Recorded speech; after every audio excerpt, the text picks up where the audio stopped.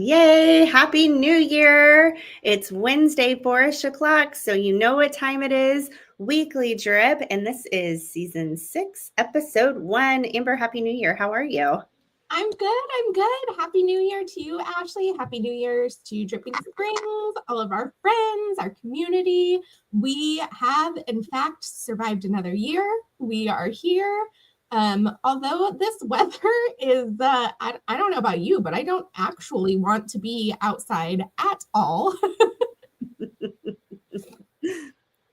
No, give me a cocoon.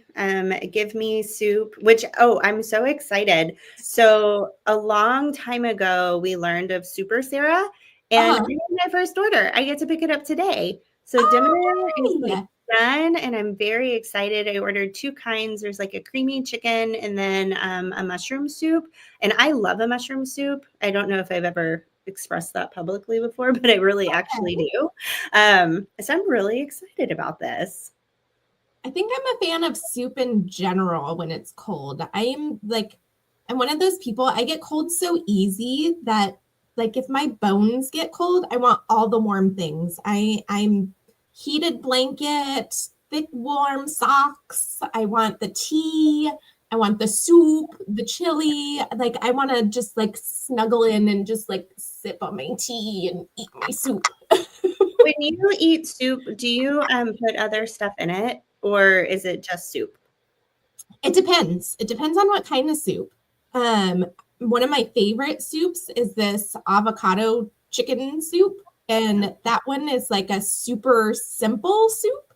And it basically the soup itself is just chicken broth and seasoning, and then we kind of load it up. So we chop up some fresh avocado, we do some cilantro, we do some tortilla chips, and some of those chipotle peppers, and then everybody just kind of makes it how they want.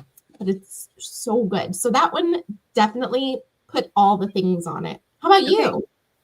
I turn my soups into casseroles by the time I'm done with them. Like, give me a bread, give me a cracker. The one you just described, I would put so many tortilla chips crunched up, like they would expand. And by the end of it, like it's kind of casserole-esque. Wonderful. Casseroles are great. Like if I eat chili, I'm always going to add Fritos or cornbread and like mix it in. Not that any of it necessarily needs it. I think I started doing that because I don't like my food to be really hot and I want to eat it right away. So if I just like add a bunch of stuff to it, it cools it down really quickly. Yeah, that makes sense. That makes sense. That totally makes sense. Or if it's spicy, I want to be adding stuff into it. Madame Mam's has my favorite Tom Kha, but it is so spicy and they serve it with rice, and I always get an extra side of rice. So that one definitely turns into a casserole. There you go. I put lots and lots of rice with my curry. I feel like that's kind of similar. You just dump it in. Yes, exactly. But that's not what we were going to chat about today, huh? I mean, that's all kind of part of it, part of this cold weather.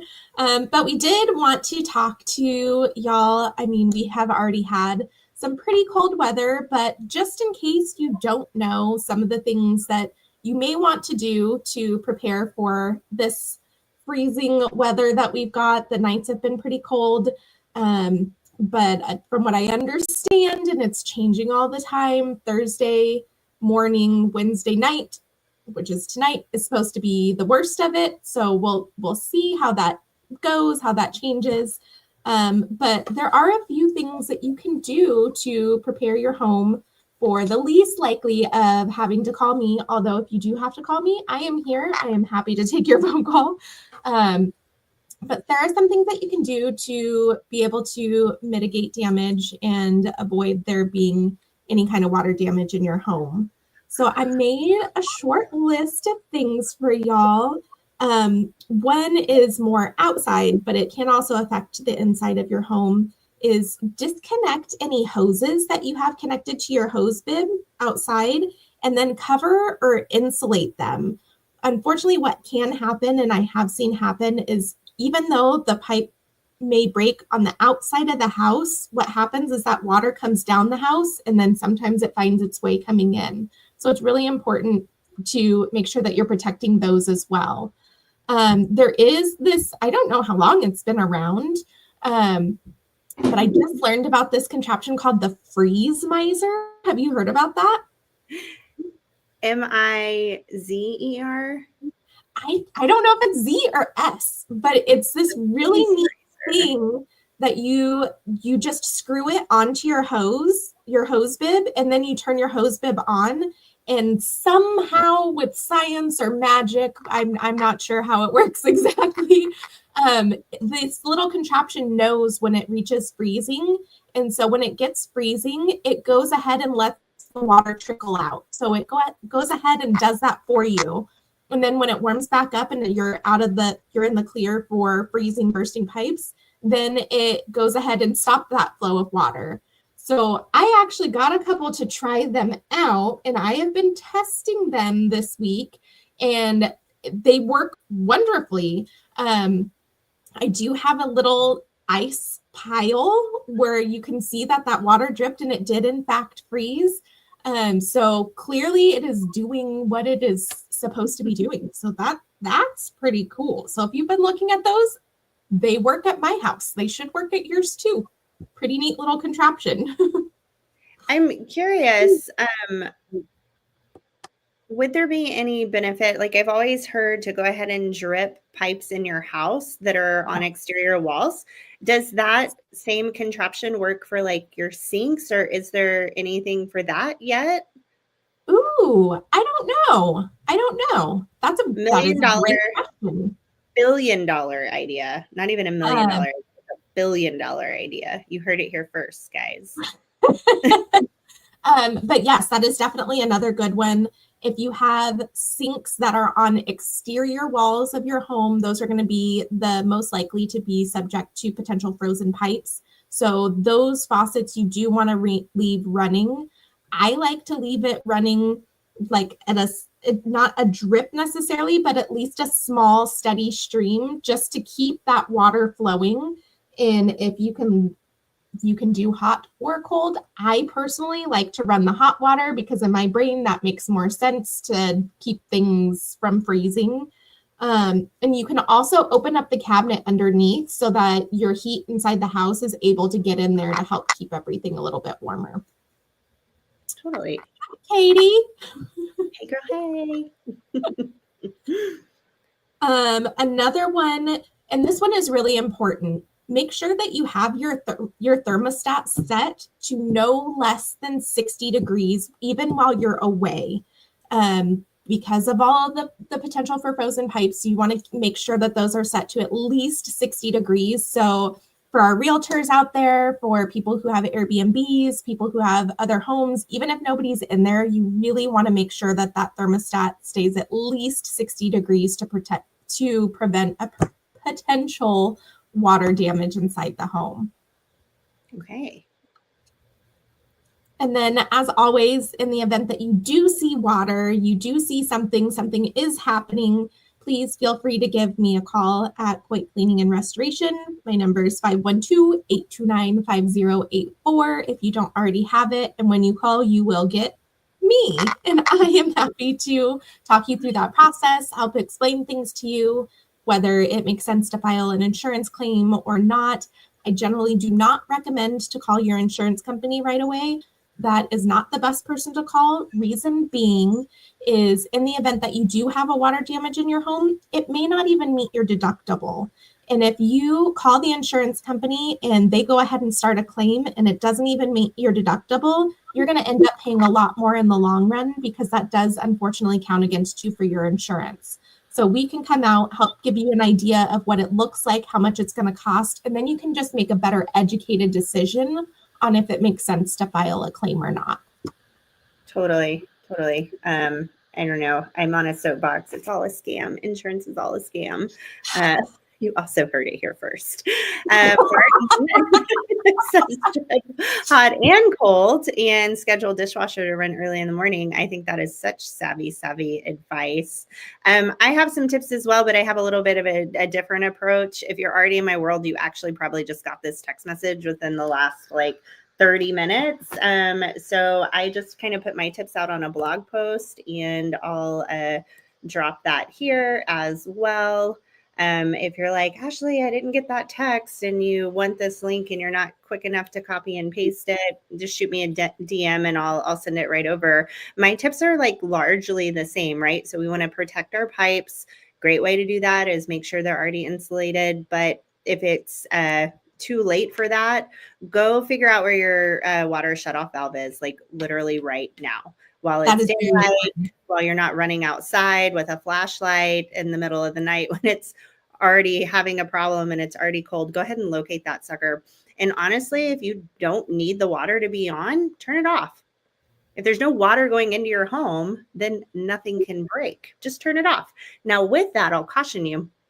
If you already have a problem and you have the water turned off, everything thaws out and you turn it back on, it's really going to show up as a big problem because all the pressure is going to explode that pipe. So you don't have a problem when you turn it off. You would think common sense would tell you that. I've made that mistake before. So happened. It's happened. So super important. Want to keep that cold air out, right? So make sure if you can see a little gap, find a way to seal it. I mean, you could go as, I'm going to call it ghetto, but that's not even the right way. You're just protecting your stuff. Throw a sheet over a door. That barrier, that simple little barrier is going to go a really long way. I'm sure everybody knows who's met me within 5 seconds. You learn a few things about me. One of them is the house that I live in was built in the 1940s and it has the original windows. Are they cute? Yes. Are they efficient? Absolutely not. Absolutely not. And they do have these really neat kits that are winter weatherizing kits that you can get too. And they're clear plastic. You just use some double-sided tape around the outside of the windows, and then you push this plastic into it, and it makes it so that if you have any of those little gaps and leaks, then that air isn't free flowing into your home. And then you just use a hair dryer to shrink wrap it on. And those work very, very efficiently. They work quite well. I've even used those in the summer because the windows get so efficient, and on our consecutive 100-degree days, the AC is working so hard that I'm it's one more thing that we can help with, right? So, and if you don't have one of those kits on hand, but you still have some bubble wrap from the holiday, you could throw that up. Believe it or not, bubble wrap works really, really well. If you're in a really big pinch and you've just got some of the thicker packing tape, you can use that as a quick seal around those edges too. We have both used some of these things. Most of them I think I've used most all of these. And with that, when those drastic measures are coming into play, it's probably because something's crazy is going on. It's not just one cold night. You have consecutive days of this, or we return to snowvid, snowpocalypse, meaning limbs have fallen on power lines and you have a power outage. So it might not be a bad idea before you go to bed tonight, just in case, go ahead and fill that bathtub up with water. Have some water on hand. So just in case in the morning, if you need it, you need to flush toilets, it's already right there and you don't have a problem and you've already got a solution to that. Worst case scenario, you can get some of the cups out, water your plants that you brought inside so they don't die, or you just drain that sucker and go on about your life. And another one is if you haven't already tested your fireplace, it's usually a good idea to test that before you have an emergency.